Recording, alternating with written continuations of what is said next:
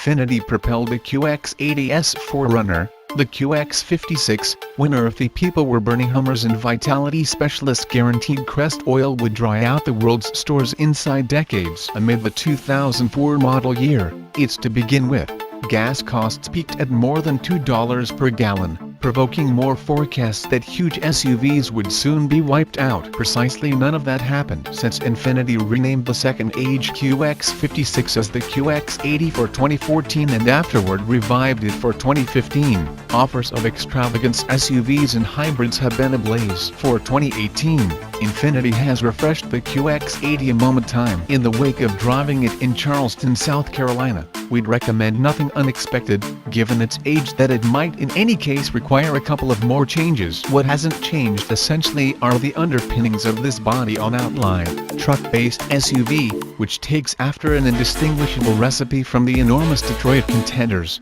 For example, the Chevy Tahoe Suburban, the GMC Yukon, and the Cadillac Escalade. Weaving the QX80 through tight urban boulevards is likened to being a correct handle pushing his way to the lavatory in a swarmed eatery. You're completely mindful of the QX80's capability to wound, crush, and smash littler articles into accommodation, with the exception of that the light controlling covers the vehicle's 3-ton mass. The controlling doesn't convey anything, the vehicle rather leaning toward dead straight lines and the gentlest of bends. The stacked illustration we drove had Infiniti's hydraulic body motion control, which replaces the requirement for against-move bars by using pressurized water associating the dampers. Both the Toyota 4Runner and McLaren's autos have comparable move alleviation frameworks accessible. However, the QX80 handles cumbersomely all the same. Maybe for diversion or cautioning, Infiniti shrouds an accelerometer inside the infotainment show that has the greatest perusing of 0.5 G amid our last trial of a 2016 model.